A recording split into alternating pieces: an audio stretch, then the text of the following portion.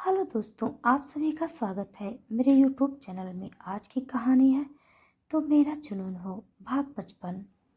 सना ने अपनी आंखें बंद कर ली और बंद आंखों में अपनी माँ को देखा। सना अभी अपनी माँ को याद कर ही रही थी कि तभी सारिका अपनी जगह से उठी और अपना सर हिलाया। उसने गुस्से से सना के हाथ से उस सेट को छीन लिया और गुस्से से कहा, ये तुम क्या कर रही हो? ये जेवर तुम्हारे नहीं है, ये जेवर मेरे हैं, समझी? व्हाट? सना चौंक गई। उसने भारती की तरफ देखा। भारती मुस्कुरा रही थी। सना की नीली आंखों में गुस्सा था। उसने सर हिलाया और गुस्से से भारती को देखकर कहा, मॉम, ये मेरी माँ का है और इस पर केवल मेरा हक है। अपनी बात कहकर सना ने वो सेट सारिका से ले लिया तो सारिका ने उसे पीछे की तरफ धक्का दे दिया। सना को यह बिल्कुल भी अच्छा नहीं लगा और उसने अपना कंट्रोल खोते हुए सारिका के गाल पर थप्पड़ जड़ दिया। और अब आगे चटाक की आवाज के साथ वहां पर सब कुछ सुन्न रह गया। हॉल में मौजूद सभी नौकरों की नजर सारिका और सना पर टिक गई। भारती ने अपनी मुट्ठियों को भींच लिया और सारिका गुस्से से तिलमिला उठी। भला वो अपने गाल पर सना के हाथ से लगे तमाचे को कैसे भूल सकती थी? सारिका के जिस्म में इस वक्त एक आग सुलग रही थी और सना भी गुस्से से तमतमाते हुए सारिका की तरफ देख रही थी। उस एक पल में तो जैसे सना अपना आपा पूरी तरह खो चुकी थी। सारिका और सना गुस्से से एक दूसरे को घूर रही थी और तभी भारती आगे आई और गुस्से से चिल्लाते हुए कहा, सना, तुम्हारी हिम्मत कैसे हुई मेरी बेटी पर हाथ उठाने की? तुम्हारे इतनी जरूरत हो गई कि तुमने भारती गुप्ता की बेटी पर हाथ उठाया? तुम्हें तो मैं। अपनी बात कहते हुए भारती गुस्से से सना की तरफ बढ़ी और उसने सना को एक जोरदार तमाचा उसके गाल पर दे मारा। सना एक तरफ झुक गई और उसने अपने गालों पर अपना हाथ रख लिया। भारती के थप्पड़ मारते ही सारिका के चेहरे पर मुस्कुराहट आ गई, लेकिन अमर और राज जो हॉल में ही थे, उनकी मुट्ठियां आपस में भींच गई। उनकी आंखों के सामने ही किसी ने उनके मैडम के ऊपर हाथ उठाया था। उन दोनों को अब बहुत गुस्सा आ रहा था और वो दोनों गुस्से से भरी लाल आंखों से भारती और सारिका को देखते हुए उनकी तरफ बढ़े ही थे कि सना ने हाथ के इशारे से उन्हें रोक दिया। सना की आंखों में आंसू आ गए थे और उसे अपने माँ की याद आ रही थी। सना के इशारे से अमर और राज वहां पर कुछ दूर पर रुक गए। अब सना ने सारिका की तरफ देखा और गुस्से से एक एक शब्द पर जोर देते हुए कहा, सारिका, मेरी बात ध्यान से सुनो। यहाँ पर जितने भी जेवर है ना, अगर उसमें से किसी एक पर तुमने हाथ भी लगाया तो मुझे मेरे माँ की कसम है, मैं तुम्हारे इन हाथों को तुरंत तोड़ दूंगी। अपनी बात कहते हुए सना ने अमर को आवाज देते हुए कहा, अमर काका, ये सभी जेवर उठाकर मेरे कमरे में रख दीजिए। जी। अमर ने जल्दी से सर हिलाया और वहां पर आकर टेबल से जेवर उठाने लगा। सना के इस तेवर को देखकर एक पल के लिए भारती के दिल में अजीब सी जलन हुई। भारती ने तुरंत चिल्लाकर अमर को डांटते हुए कहा, अबे बूढ़े, तू क्या चाहता है कि नौकरों से कहकर तुझे इस घर से बाहर फेंकवा दूं? छोड़ जेवर। कहते हुए भारती ने अमर को पीछे की तरफ धक्का दे दिया। अमर गिरता उससे पहले ही राज ने उसे पकड़ लिया। सना ने उन दोनों की तरफ देखकर उन्हें शांत रहने के लिए कहा और फिर भारती की तरफ देखा, जो इस वक्त गुस्से से आग बबूला हुई जा रही थी। ऐसा लग रहा था कि वो जेवर नहीं बल्कि भारती के प्राण थे, जिनके बिना वो मर जाने वाली थी। भारती ने जल्दी से उन सभी जेवरों को समेटा और घबराते हुए उन्हें अपने आंचल में भरते हुए गुस्से से चीखते हुए कहा, नहीं नहीं, ये सभी मेरे जेवर हैं। अब सना, तुम्हारी माँ ने तुम्हें बचपन में ही अनाथ कर दिया तो क्या तुमने पालने के लिए मेरे पैसे खर्च नहीं हुए होंगे? जितने पैसे तुम्हें पालने में मैंने खर्च किए हैं, उन सभी का दाम है ये जेवर। मैं नहीं दूंगी। सारिका ने भी अपनी माँ का साथ देते हुए कहा, हाँ हाँ मॉम, ये ये तो आप मुझे शादी में देने वाली हो और मैं ये किसी को लेने नहीं दूंगी। जब माँ बेटी सना से अपनी बात कह रही थी तब सना का खून चल रहा था। वो उन्हें गुस्से से देख रही थी। सना को इस तरह बर्ताव करने में बुरा भी लग रहा था, लेकिन वो किसी भी कीमत पर हार नहीं मानना चाहती थी, क्योंकि बात उसकी माँ के आखिरी निशानी यानी उस जेवर की थी। सना उस जेवर के लिए आगे लड़ती उससे पहले ही वहां पर एक तेज और कष्ट आवाज सुनाई दी। क्या तमाशा चल रहा है यहाँ? आवाज को सुनकर सना, सारिका और भारती ने पलट कर देखा तो राजेश जी वहां पर खड़े थे। राजेश को देखकर सारिका भागकर उनके पास गई और उनसे लिपटकर रोने लगी। राजेश ने सारिका को रोते देखा तो थोड़ा सा परेशान हुए और पूछा, क्या हुआ सारिका, तुम रो क्यों रही हो? सारिका ने कुछ नहीं बताया और सर छुपाकर रोती रही। तभी भारती ने चिल्लाकर कहा, तुम मेरी बेटी से क्या सवाल पूछ रहे हो? अपनी बेटी से पूछो ये सवाल। आखिर उसी ने तो मेरी बेटी को थप्पड़ मारा है और रुलाया है। क्या? भारती की बात सुनकर राजेश जी कुछ पल के लिए हैरान हो गए। उन्होंने मन में सोचा, सना ऐसा नहीं कर सकती। उन्होंने सना की तरफ देखा तो सना ने कोई सफाई पेश नहीं की और तभी सारिका ने रोते रोते उन्हें सब कुछ बताया। सारी बातें सुनने के बाद राजेश जी ने सारिका और भारती को डांटते हुए कहा, भारती, मुझे तुमसे ये उम्मीद नहीं थी। ये जेवर सना की माँ सरोज के थे और अब जब वो यहाँ नहीं है तो इस पर हक भी केवल सना का है। राजेश के इतना कहते ही सना और सारिका भारती की आंखें फटी की फटी और मुंह खुला का खुला रह गया।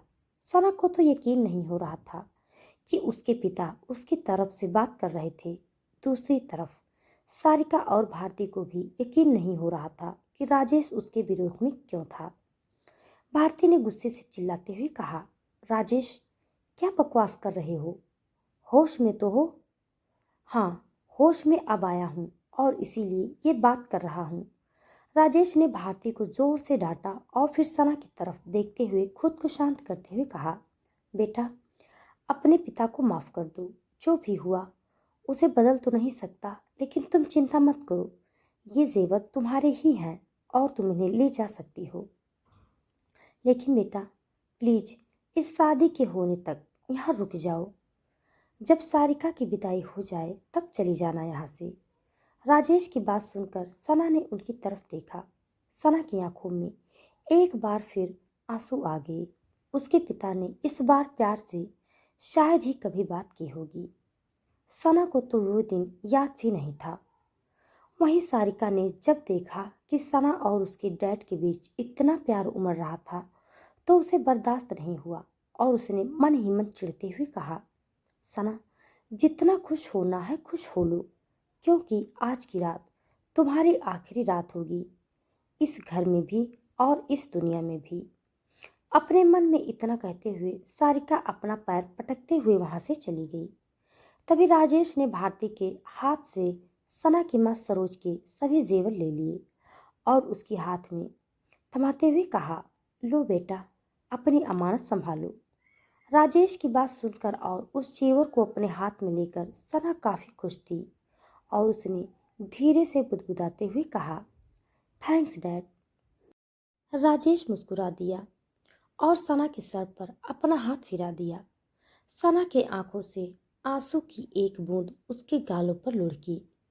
वो मुस्कुराते हुए वहां से चली गई। वहीं सना के वहां से जाते ही भारती ने गुस्से से कहा, राजेश, ये तुमने क्या कर दिया? तुम्हें पता है ना कि वो जेवर हम सारिका के ससुराल में देने वाले थे। अब हम दूसरा जेवर कहाँ से बनवाएंगे? हमारे पास इतना पैसा नहीं है। सना के जाते ही सब कोई चला गया। अमर और राज भी वहां से चले गए और भारती अपने माथे पर हाथ रखकर काउच पर बैठ गई। सबके जाने के बाद राजेश आकर भारती के बगल में बैठ गया और उसके कंधे पर हाथ रखते हुए कहा, भारती बेबी, चिंता मत करो, ये सब तो बस एक नाटक था। जैसे ही राजेश ने इतना कहा, भारती ने जल्दी से पलटकर उसको देखा। राजेश मुस्कुरा रहा था। भारती ने जल्दी से हैरानी से भरकर कहा, क्या कहा? राजेश ने स्माइल करते हुए कहा, हाँ, ये सब बस एक नाटक था। तुम्हें क्या लगा मैं लाखों के जेवर उस सना को दूंगा? अरे तो तुमने ये नाटक क्यों किया? भारती ने पूछा। भारती के सवाल को सुनकर राजेश ने शामिल होते हुए कहा, अरे भाई, जब सारिका ने मुझे बताया तो मुझे लगा कि मुझे उस वक्त सना को संभालना चाहिए था। अगर हम सना के साथ ज़बरदस्ती करते तो यहाँ से वो चली जाती और उसके जाने से उसकी शादी कार्तिक से कैसे होगी?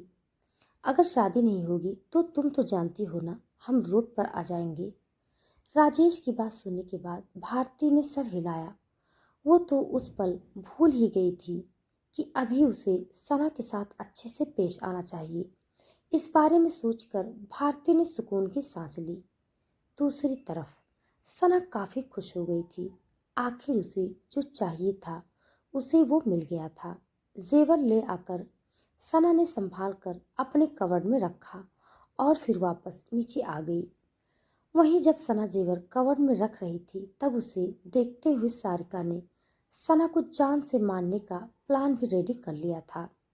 वहीं कुछ देर बाद जब गुप्ता निवास से बाहर निकली तो राज और अमर पहले ही उसके साथ जाने के लिए तैयार थे।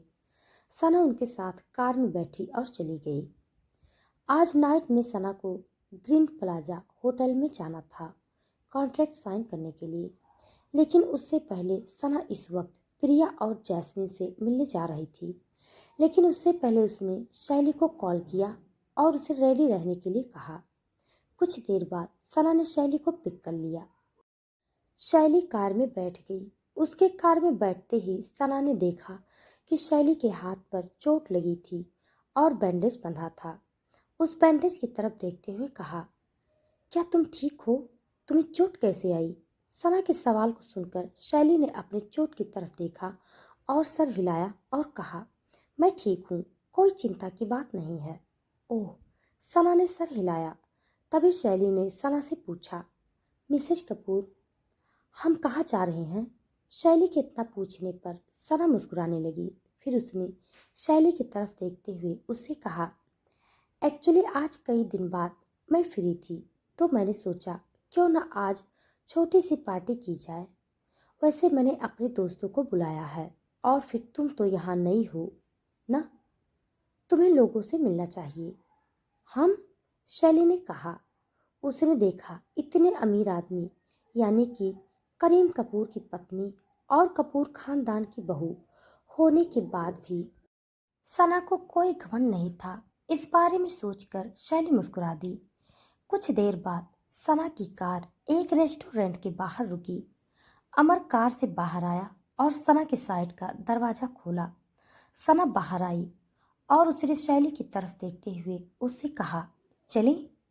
हाँ, शैली ने सर हिला दिया। जब वो दोनों अंदर आई तब सना ने देखा कि जैस्मिन और प्रिया वहां पर पहले ही आ चुकी थी। सना को देखते ही प्रिया और जैस्मिन ने दूर से ही हाथ हिला दिया। सना जब टेबल पर गई तब प्रिया ने खुशी से सना को गले लगा लिया और गले लगाते हुए कहा, सना, तुम तो ईद का चांद हो गई हो, दिखाई ही नहीं देती। सना ने प्रिया की बात सुनी और सर हिलाया। उसने देखा प्रिया कुछ बदली बदली सी लग रही थी। उसका लुक थोड़ा सा चेंज हो गया था। सना ने प्रिया की बातों का जवाब देते हुए उससे कहा, मैं नहीं, तुम दोनों गायब हो, आजकल क्या चल रहा है? कहते हुए सना जैस्मिन से गले लगी। उसके बाद सना ने उन दोनों से शैली का परिचय करवाया और बताया कि ये शैली है, उसकी असिस्टेंट। कुछ देर बाद वो चारों गप्पे लड़ाने लगी। क्या सना आने वाली मुसीबत से खुद को बचा पाएगी? कैसे निकलेगी सना इस साजिशों के जाल से? क्या करीम आएगा बचाने सना को मौत के मुंह से? जानने के लिए आप सब मेरे साथ बने रहिए। हमारी कहानी आप सबको कैसी लग रही है कमेंट बॉक्स में ज़रूर बताइएगा। तब तक के लिए धन्यवाद।